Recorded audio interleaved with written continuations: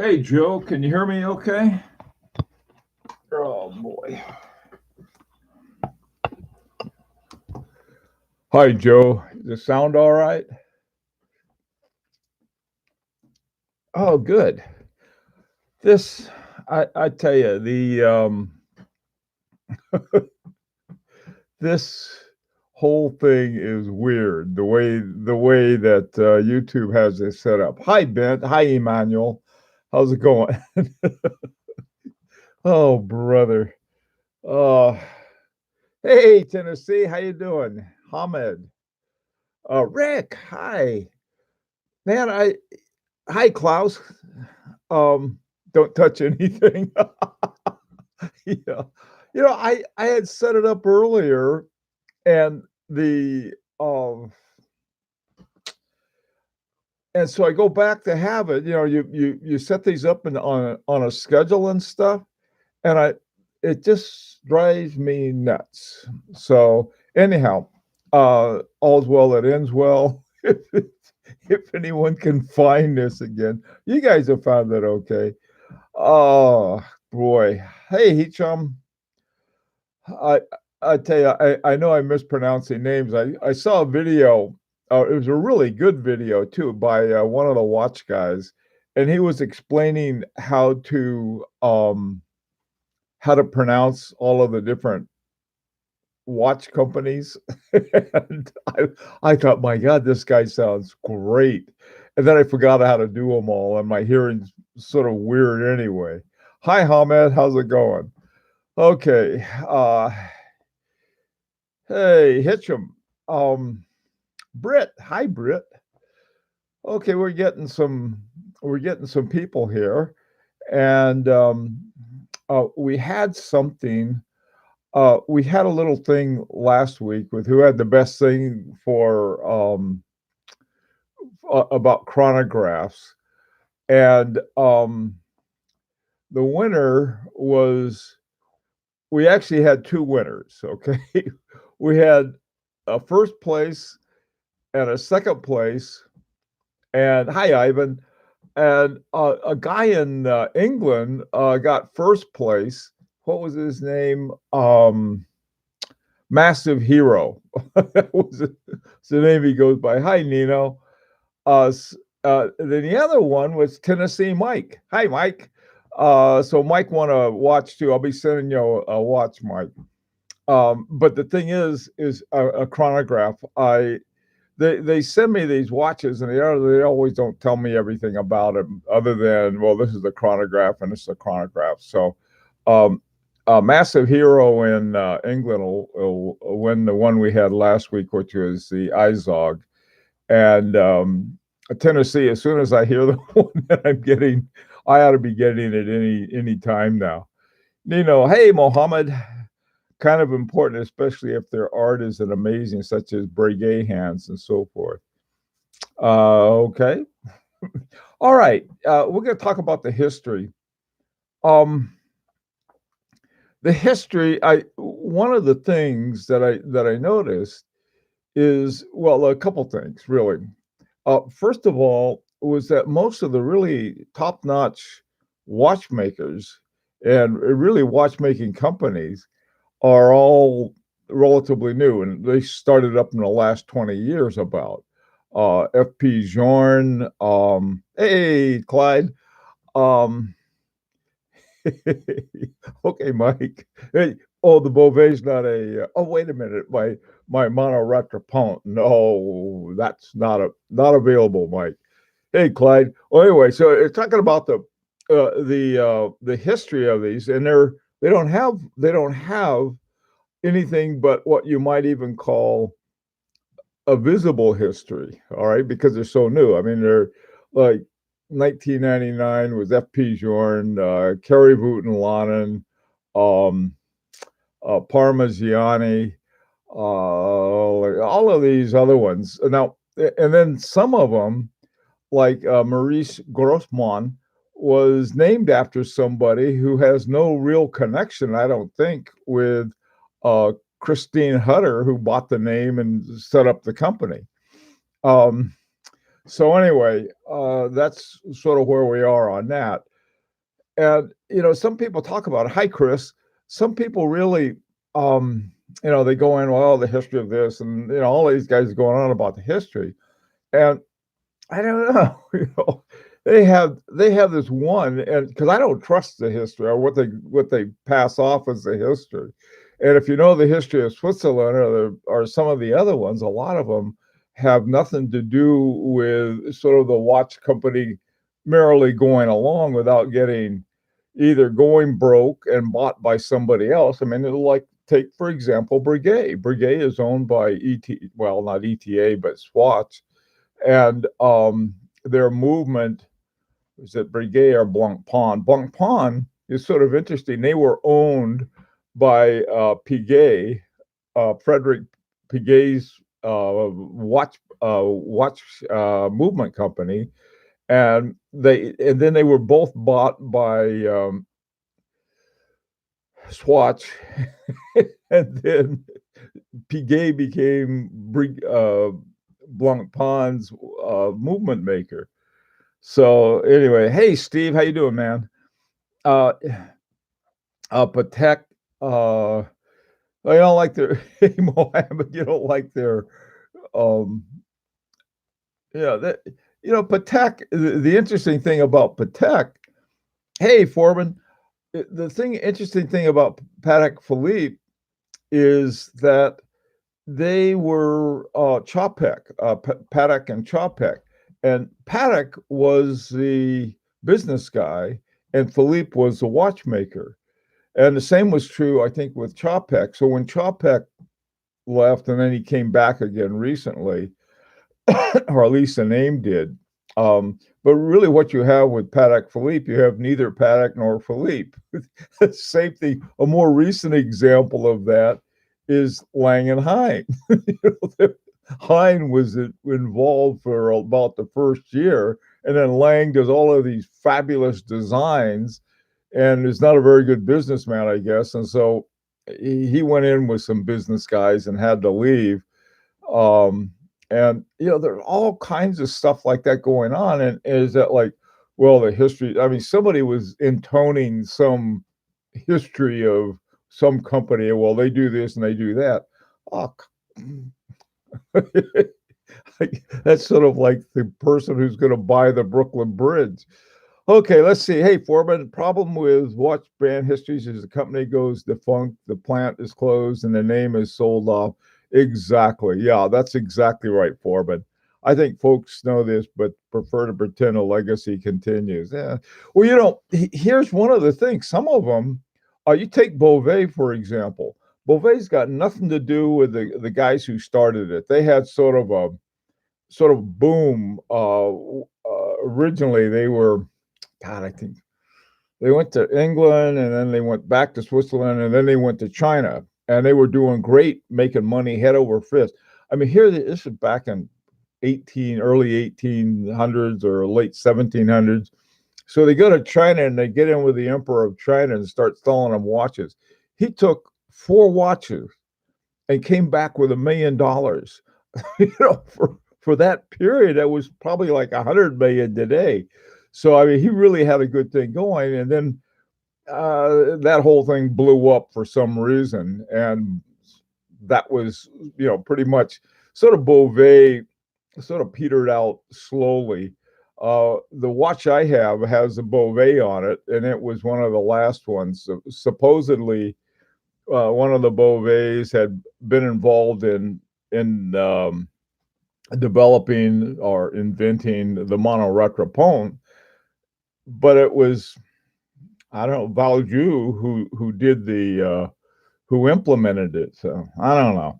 Okay, the new Chopek is interesting. I agree, Rick. I couldn't agree more. See, this is the thing: is that you can have. This is the same thing with Beauvais. Here's a guy who has millions of dollars from drug money. I mean, legitimate pharmaceutical money. I mean, and Pascal Raffi, and he decides he's going to sort of make it like they used to be, but he actually did it much better. If they had kept going along the way they've been going, I don't think Beauvais would have been what it is today. And now, after Pascal Raffi gave it everything they wanted. I mean, everything he wanted to make it like a first class a watch company. He wants the Aiguille d'Or. You know, I mean, that's really amazing. Britt, hey Britt, on the history of Swatch. Oh my goodness, I should do it. Britt, I tell you what, you give me all the details and I'll do the video. Okay, longevity does not necessarily give depth to history of a mark. I agree, Nino. You're absolutely right. Um, then again, you've got Gallet, and no one seems to know about them. Well, they're doing everything they can to let us know. It's hard, Clyde. Mezzine 44. Hi, how you doing? Breguet, Beauvais, Beret. Hey, that's very good, Clyde. All right.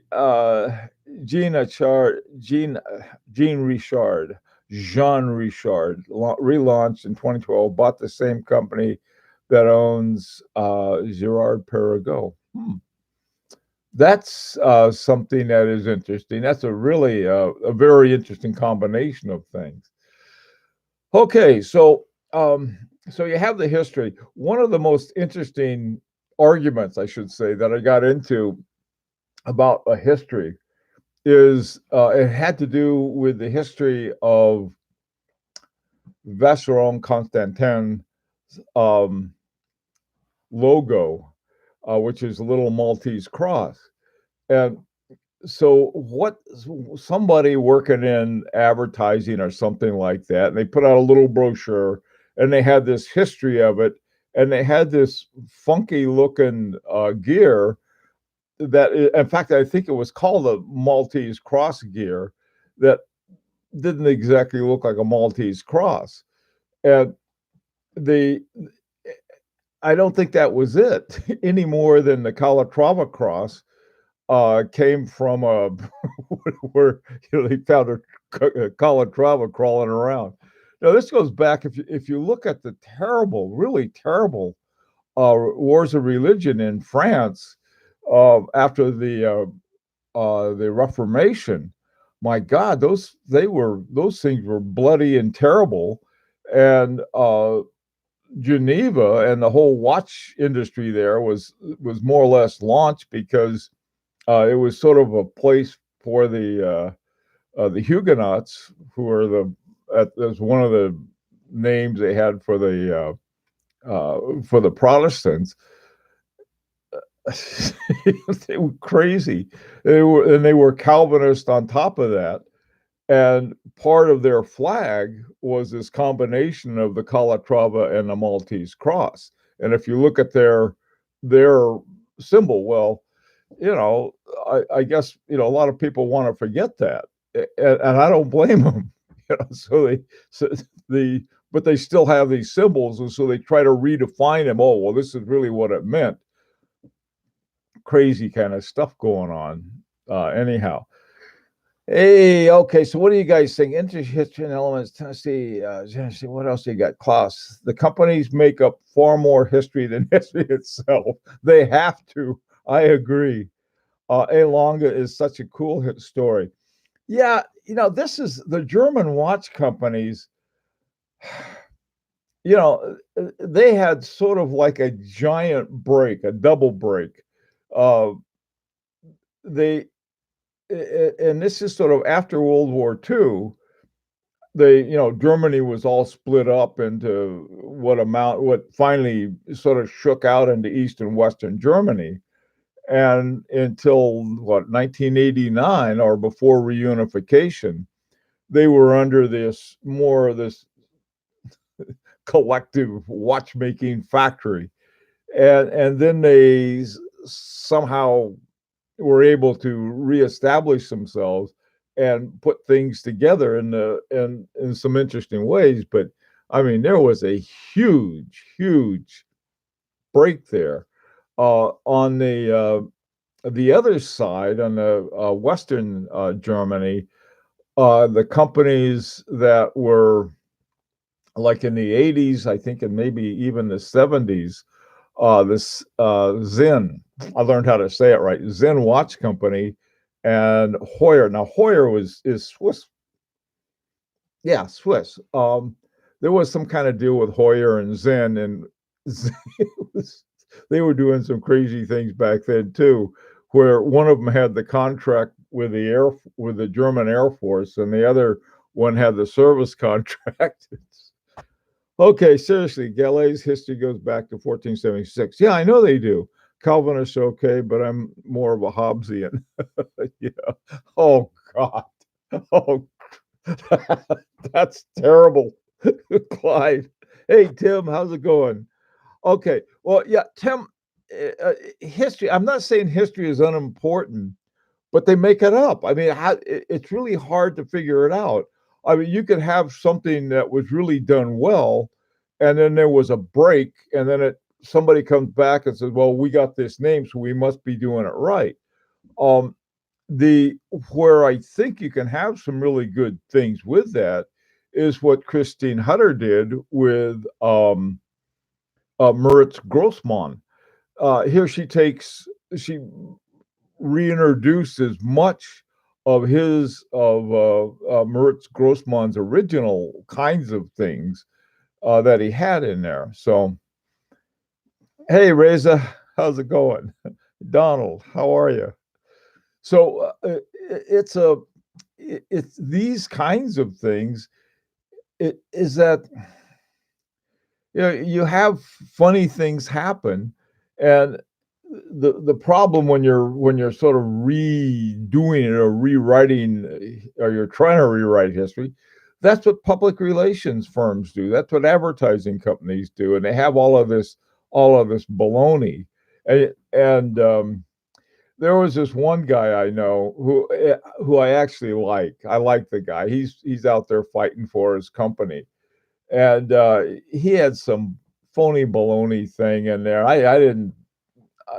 I gently told him it's like bull, So I think that if what we can do is, I wouldn't worry too much about the history of it. That's my view, and I know that a lot of people have a different view. But there's an old Hollywood thing that says after you've had a hit movie, the question is, what have you done recently?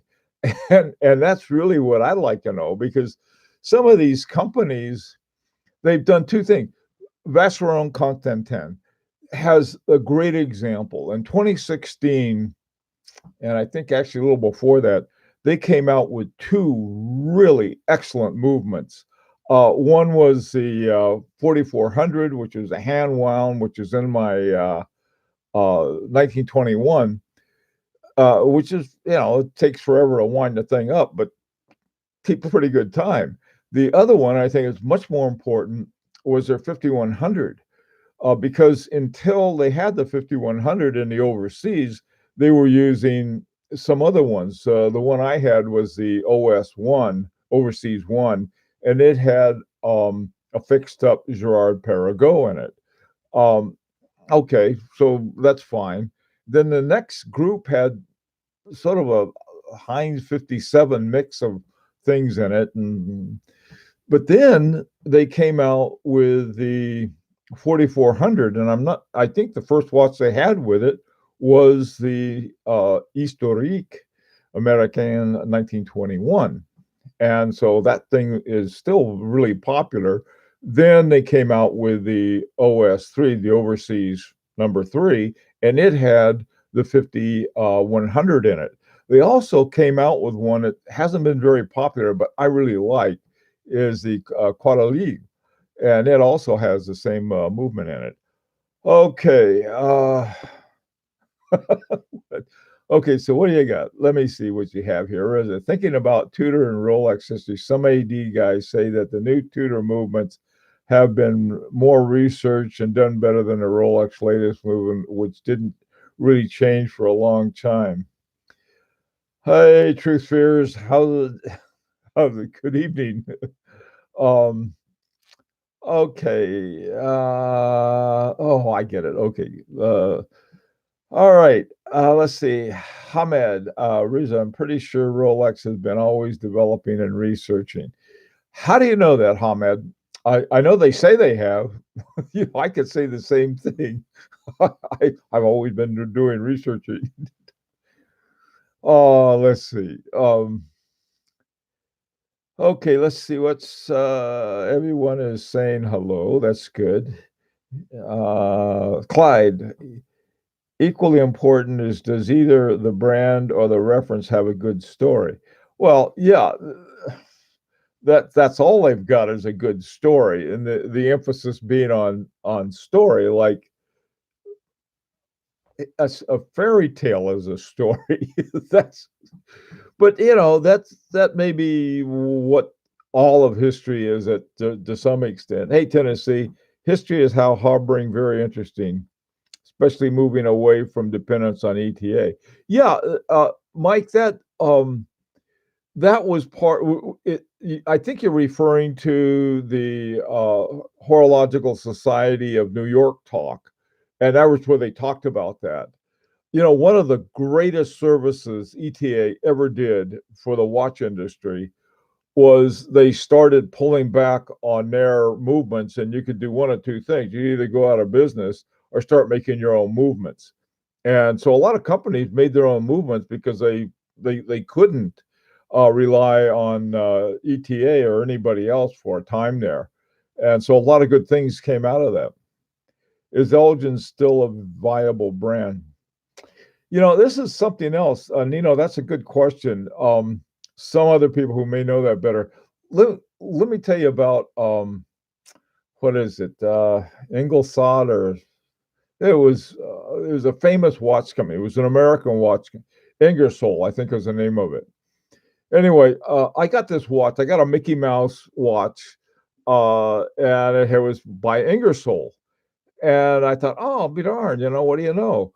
So I traced it down to some place in London, and it was some company in London that had either the Ingersoll name or doing something with it, but they were owned by a Chinese company, and I don't know where. So, you know, uh, you know, you don't know what it is. I mean, maybe there's a company called Elgin, but I'm not. But the question is, what is it? The names. I think somebody just mentioned it. They can be bought and sold. That's what happened with Moritz Grossman. Fortunately, uh, Christine Hutter bought it, and not somebody knocking those things out left and right. It all began in a small garage in Geneva. Yeah. I tell you, speaking of, I once met the two Steves, the guys that started Apple Computer. I used to do a lot of stuff with them, and I went to a party and met one of the Steves there, and it wasn't Steve Jobs, it was the other one. I can't think of his name right away.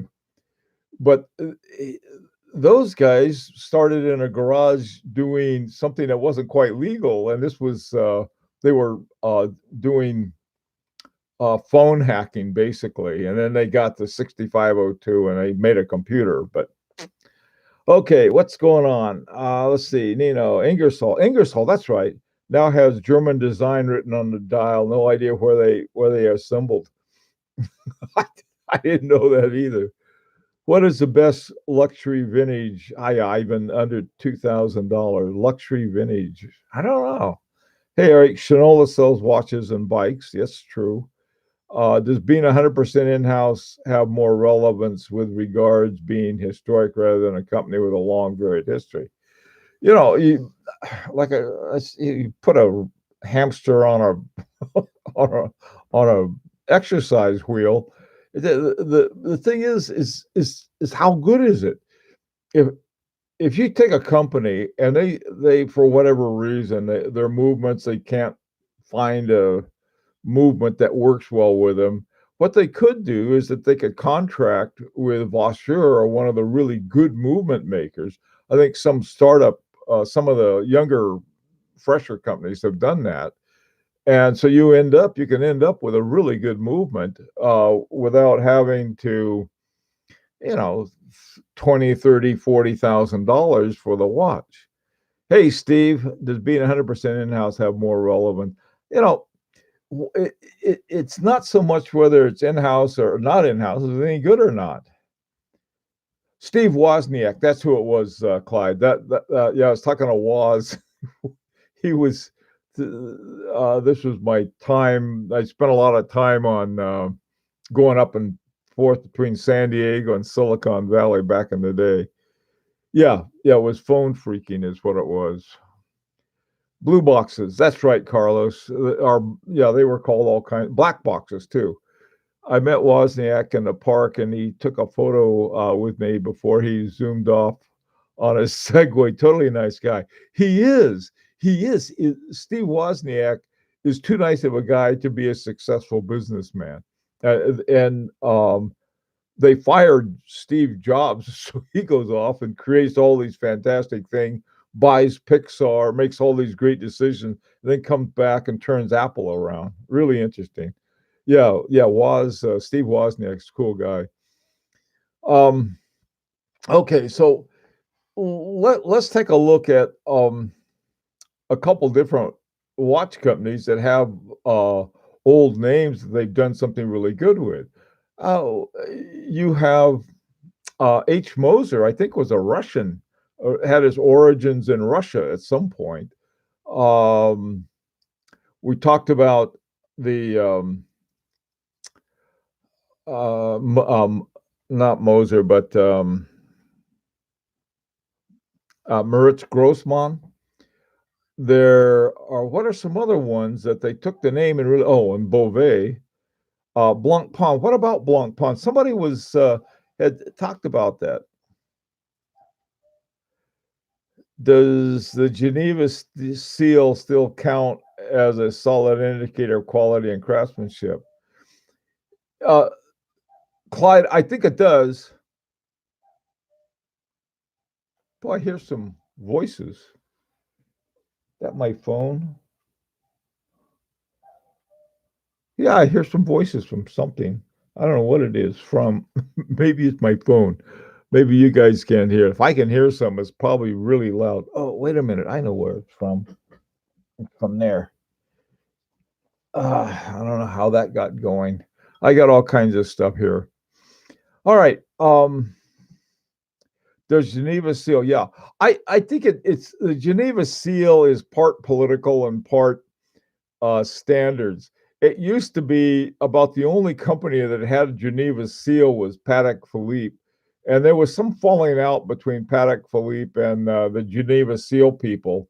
And I think it was because the Geneva Seal gave it to some other companies, and Patek Philippe didn't think they should have it. So Patek Philippe, this is Patek Philippe has their own seal now, which I think is absurd, but it's true. They there's how can you have your own seal of approval? I mean, it's just sort of weird, really is. Um, Time to up the medication, huh? Truth fears, just as anything else, Rolex too one day will lose its market. I don't know. Does the Geneva Seal means something because of this, and this is the only reason I can think of. They have a set of standards and tests, just like COSC does, and Metas, and there's some other ones too. And like the only one that is just almost unbelievable that they even bothered with it. Hi, Juan Carlos. The one that it's hard to believe they even bothered with Patek Philippe giving itself a seal of approval. I mean, it's like they're not going to give it to anybody else, and we're supposed to believe. Well, we had the Geneva seal. My Patek Philippe that I have has a Geneva seal on it, and so does my 1921.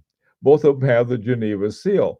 Well, I think the only reason that my 1921 has a Geneva seal is that was after Patek Philippe had a big fight and said, "Well, we're not playing with you guys anymore, and we're going to have our own." You talk about history. I mean, that's ludicrous as far as I can see. I like Patek Philippe. They make wonderful watches, but I mean, for them to put their seal of approval on their own watches, uh, some watchmakers originate as jewelers, others, one of the things Nino, yeah, they did.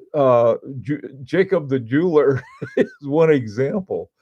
Um, hey, Alex, the there's so many crazy things that they're doing. It's but the history, I think I forgot somebody said it was a story, somebody's story, and that's it. It's a story. Sort of nuts. Okay, what do you guys? Let's see. Swiss made only means 60% Swiss. Kind of disappointing. There's something in Glashütte. Uh, you have to have 50% of your watch made there, or something like that. But uh, most of their chronographs are are made with the ETA 7700. I mean, what is the other 50%? The case? I don't know. Let's see, Forbin. It has to be 100% Swiss. I have Geneva porpoise instead of a Geneva seal. Foreman, you've been hanging out with Clyde too long. If the Swiss watchmaker had a Chinese for lunch while he was making his watch, yeah, he had a Chinese takeout. Um, hey, Ham, what is your take on dive watches? Do you think they're always hot? To me, they're never hot. I mean, if I were a diver, they'd be great, and they're really popular. A lot of people love dive watches. I'm just not. I mean, you know, a sports watch to me is something that you can wear in the rain and not worry about it. And for that, I have that covered with my Seiko 5, and it's just doing dandy. My other ones, like this one, this is one of my favorite watches. I haven't been wearing too much, but it's a fun watch to have and to wear every now and then. This is my little Vessel and Constantin 1972. I don't know, it's from two from 2000. They quit making these. This was the big deal about that was they had won an award, the Prestige de France, back in '72, and started having this watch line named after that. They decided finally that it wasn't working. Hey, Chris, JLC 1,000 hours master control. Well, JLC, I don't know why, but I do. I like them. I like everything about JLC. Let me see if I can say this right. Jaeger LeCoultre. I don't know. Maybe that was as close as I can get. Uh, what profession were you in before retiring? Um, I was just a university professor. Nothing for 45 years. Cartier history, more jewelry, but some excellent watch designs.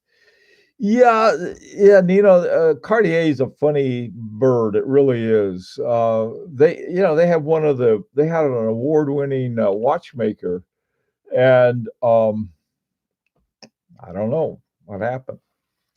I love JLC. Yeah, I do too. Hey, Sophie, how's it going? Uh, from Thailand, living in Sydney, checking out live streams today. Okay, Sophie. Sophie from wait, no, wait, how's this go? Sophie from Thailand, living in Sydney. Okay. Cartier is a good woman's watch brand. I wouldn't buy it for a man. I don't agree with that. They've got some really good watches, I think, for men. Um, the original tank was a guy's watch. The and some of their newer ones are pretty cool designs. The only thing I don't like about Cartier is that they've got the mystery meat movement. You don't always know what you're getting. Um, Doxa is really good. Love Doxa. Doxa is just cool. Uh, yep. I don't have a Doxa, but I like them.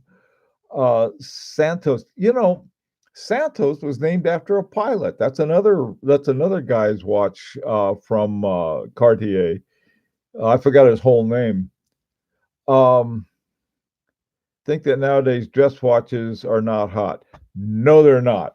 And let me say something for dress watches. I love dress watches, not because I get dressed up. I mean, yeah, Santos Dumont. Uh, but they're a great deal. I mean, you can find you get the same movement. To me, you get a smoother design, and it's like the divers. How many people are divers? They're desk divers. They ought to have a watch called the desk diver. That would be what I could use. I don't know what I'd do with it though. Um, all right. Okay. Let's see. Hey, isn't robustness supposed to be a factor in being timeless? Then why some watchmaker don't care about it at all? What's the point of mechanical watch if it's going to break with a simple fall? Well, yeah, I mean some robustness, but because something is a dress watch doesn't mean it's not robust. Uh, this one has got a little bitty Frederick Piguet movement in it, and it's as robust as any of my other ones. I mean, I don't go out to a mud wrestling match and join in any of my watches, except maybe my Seiko 5 because it's tough, but the other ones, no. I mean, if you look at what people actually do while they're wearing a watch, if I don't think I have a watch that I would wear and jump in a swimming pool. Now, some people that's important to. To me, it's not. Um,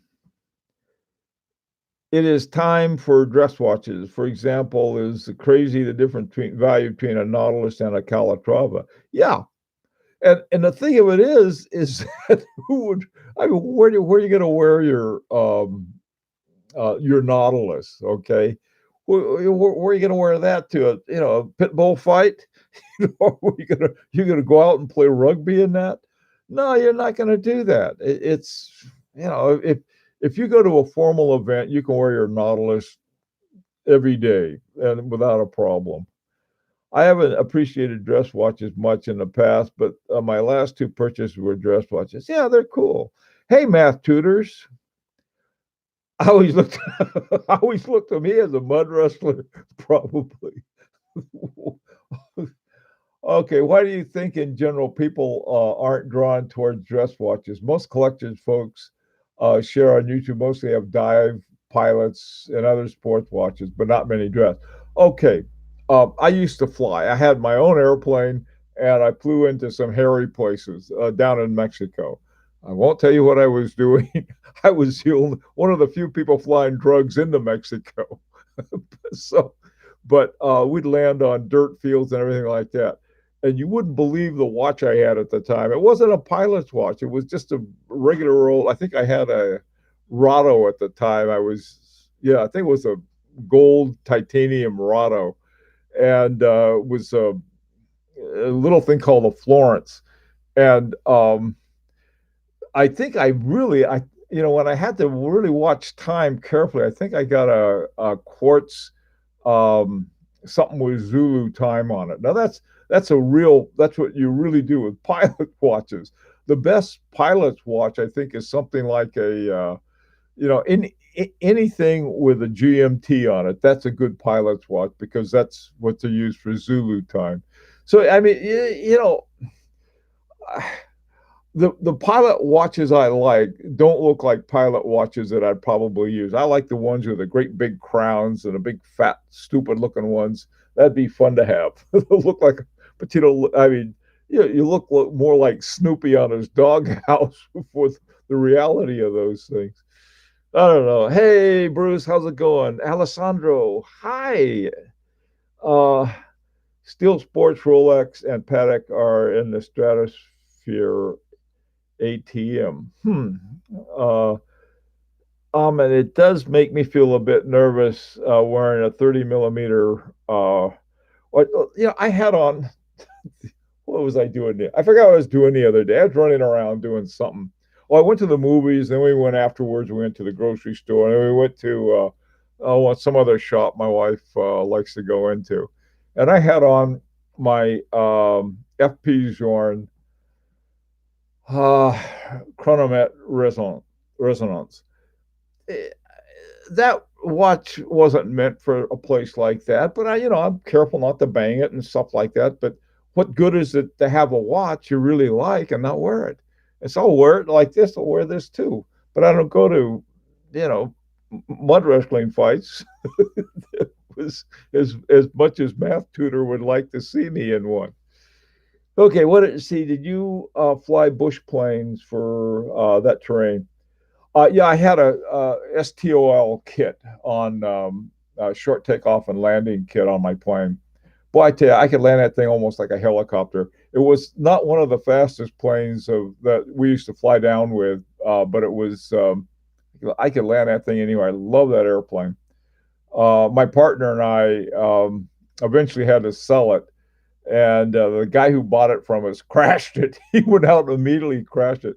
It was called a Cessna Cardinal, and they were considered to have sensitive pitch, and I didn't think so. I mean, if you paid attention, but they were great airplanes, man, just fabulous. Let's see, secondhand or gray market, which do you suggest? Okay, Reza, let me say something about the term gray market. Okay, I think the term gray market is a marketing term more that the people who aren't in the quote gray market. There's something that it's really a secondary market. You have watches that go to ADs, then you have other watches that just sort of go everywhere, and then you can have leftover watches, and they can either use them as doorstops or sell them to places like Joma's shop, and that's what they do, and that's a secondary market. But to call them gray markets, I think is like there's the AD market, which that's the white market, then there's a gray market, and then there's a black market. Well, the gray market I don't think is the right term. I think secondary market is a better term.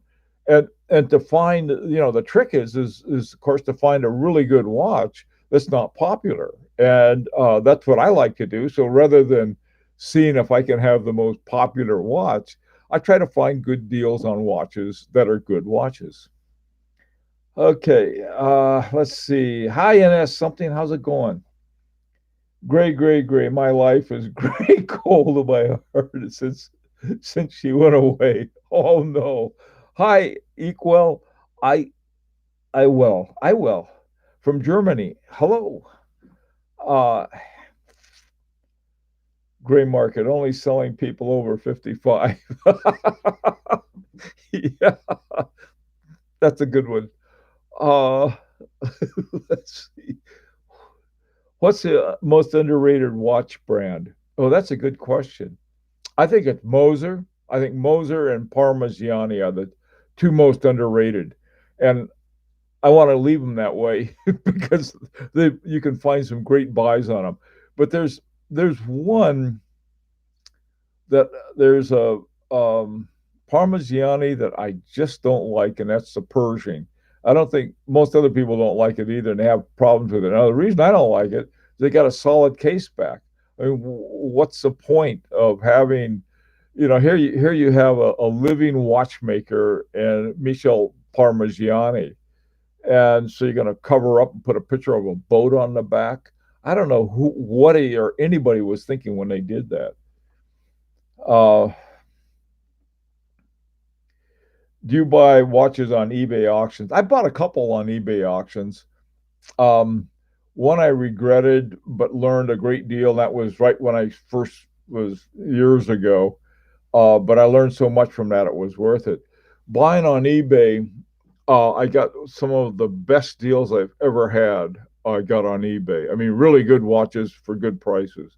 One watch, I poor guy who was having trouble selling it. I was on his case for over a year until I got the price I wanted. I finally got the watch and really enjoyed it. I'll tell you the thing about auctions like Christie's and Phillips and the like. There's a 20, most people don't realize there's a 25% what they call premium. A premium is the extra you pay. So if you buy $1,000 watch, you pay a $250 premium on top of that. and I don't think you're going to find too many $1,000 watches. So you end up paying thousands and thousands in the premium. They have what's called the hammer price, and which is what the hammer goes down, and then they have another name for the full price, which is the hammer price plus the 25% nut that they put on top. Oh, let's see. Yeah, it wouldn't be an art science without a Parmigiani mention. You're right, math tutor.